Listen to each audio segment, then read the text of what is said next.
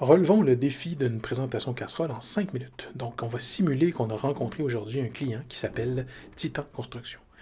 Donc, on va entrer ce client-là dans notre casserole comme étant un prospect. On va pouvoir ensuite venir définir ici sa catégorie, son secteur d'activité, qui est chargé de projet, qui est représentant, l'adresse du site web, et on pourrait mettre d'autres informations si on avait plus de temps. Donc, les coordonnées du client sont entrées très rapidement, et on peut même décrire ce client-là ici dans la section description.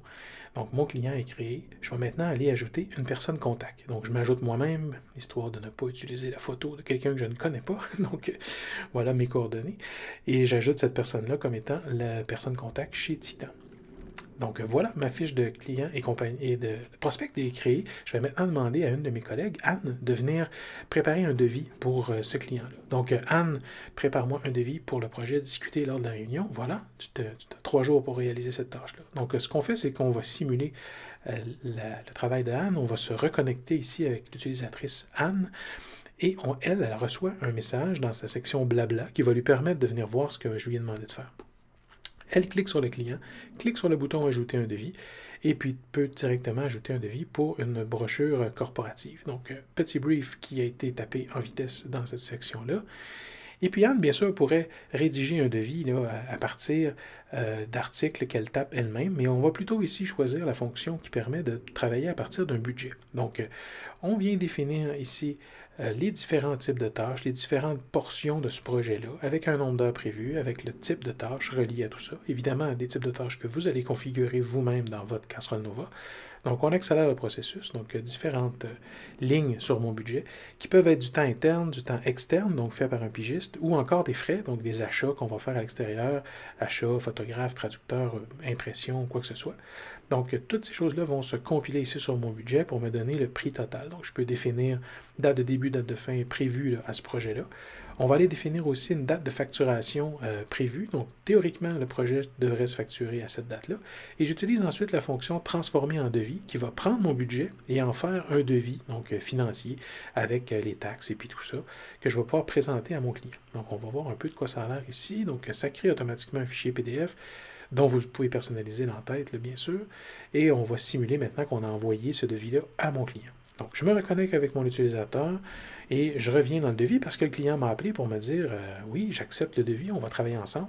Donc, je reviens sur ce devis-là et j'utilise une autre fonction ici qui va me permettre de mettre le devis en production. Donc, je transforme mon devis en projet. Mon budget a suivi, et bien sûr, dans mon projet. On voit les heures prévues qui sont là.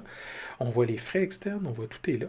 Donc, je suis prêt à réaliser le projet comme ça, très, très simplement. Donc, je peux déjà, par exemple, planifier une première réunion pour lancer le projet avec certains de mes collègues.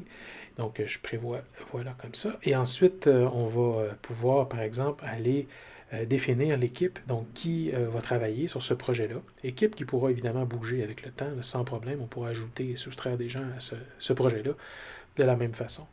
Donc, on va maintenant aller affecter des tâches. Donc, je reviens dans ma section tâches ici. Et là, je vais chercher mon projet pour trouver les différentes tâches que j'ai prévues à mon budget. Je vois que Geneviève ici a 3 jours de libre. Donc, je vais lui affecter 3 jours de conception graphique.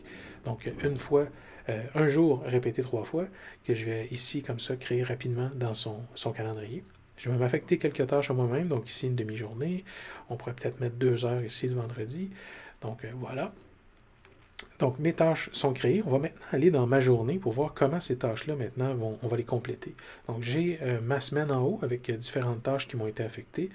Je viens choisir mon projet en question. Je peux mettre une note. Donc, j'ai parlé au client aujourd'hui qui m'a demandé de faire tel ou tel changement. Donc, je vais aviser mon chef de projet. Donc, voilà qui est fait. Et je vais aller maintenant ajouter du temps. Donc, je clique simplement ici. Je choisis à quelle tâche je veux relier ce temps-là. Et je détermine, combien d'heures j'ai mis, sur qu'est-ce que j'ai fait avec un peu plus de détails. Et le temps s'ajoute directement à la feuille de temps du projet. On va voir aussi qu'on peut travailler directement à partir des tâches.